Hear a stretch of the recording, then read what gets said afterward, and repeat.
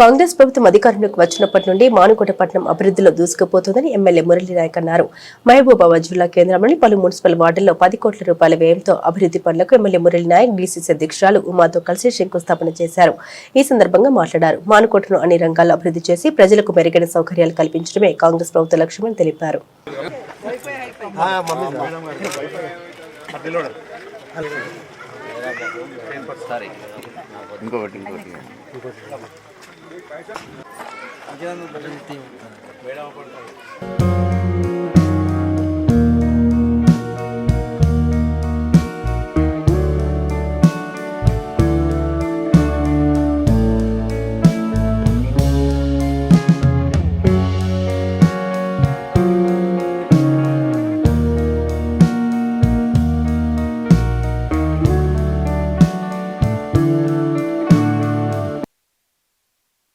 భాగంగా ఈరోజు ఇప్పుడు 36వ వార్డుకు రావడం జరిగింది.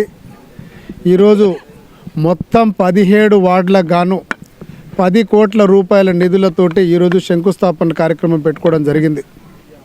మీకు అందరికీ తెలుసు, గత 10 సంవత్సరాలుగా బీఆర్ఎస్ ప్రభుత్వంలో ఇంటర్నల్ రోడ్స్ని కానీ డ్రైనేజీని కానీ అసలు పట్టించుకున్న నాదుడు లేడు. ఎంతసేపు మేము అభివృద్ధి చేస్తున్నాం అని చెప్పడమే కానీ ఎక్కడ రూపాయి ఫండ్ కూడా తీసుకొచ్చిన పాపన పోలేదు. మీకు అందరికీ తెలుసు, మన రెండవసారి ఎన్నికలు గెలిచిన తర్వాత మూడవసారి ఎన్నికలకు పోయే ముందు 50 కోట్ల రూపాయల నిధులు విడుదల చేసినామని చెప్పేసి మన ఎంఆర్ఓ ఆఫీస్ దగ్గర పెద్ద పైలను కట్టుకున్నది బీఆర్ఎస్ ప్రభుత్వం. ఎలక్షన్ల తర్వాత దానికి బడ్జెట్ కానీ ఎక్కడ ఎటువంటి నిధుల కేటాయింపు కూడా లేకపోవడం నిజంగా కూడా చాలా హాస్యాస్పదమైన విషయం. మన ప్రభుత్వం అధికారంలోకి వచ్చిన 2 సంవత్సరాల్లోనే ఎంతో అభివృద్ధి చేయాలనే తపనతోనే మనం పోరాడుతూ ఉన్నాం. 6 నిమిషాలు కృషి చేసుకుంటూ అన్ని మున్సిపాలిటీలకు దాదాపు 15 నుంచి 20 కోట్ల రూపాయల నిధులు విడుదల చేస్తే మన మహబూబాబాద్ మున్సిపాలిటీకి 60 కోట్ల రూపాయలు 59 కోట్ల 62 లక్షల రూపాయలు ఇవ్వడం అనేది నిజంగా కూడా చాలా గర్వకారణమని, అదేవిధంగా మానుకోట మన మున్సిపాలిటీ పరిధిలో ఉన్నటువంటి ప్రజల తరఫున గౌరవ ముఖ్యమంత్రి వర్యులకు ప్రత్యేక ధన్యవాదాలు, కృతజ్ఞతలు తెలియజేద్దాం.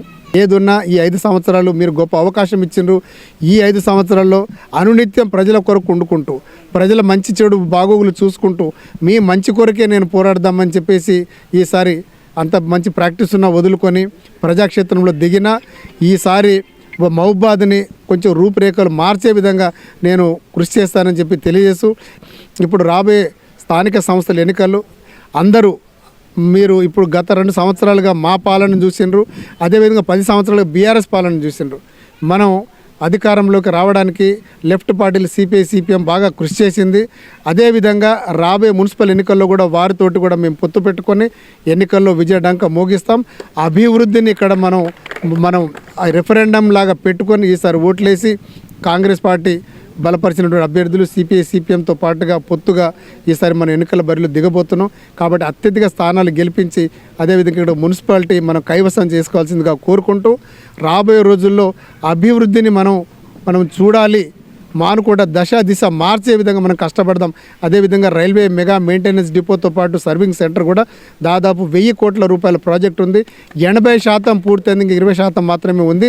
అది రైల్వే డిపార్ట్మెంట్ వాళ్ళు ఒకసారి వచ్చేసి ఆ ఫీజిబిలిటీని చూసి ఇక్కడ వారు తప్పగా కేటాయిస్తారని తెలియజేస్తూ ఈ గొప్ప అవకాశం మీరందరూ ఇచ్చినందుకు మీకు అందరికీ పేరున ధన్యవాదాలు, కృతజ్ఞతలు తెలియజేస్తున్నాను.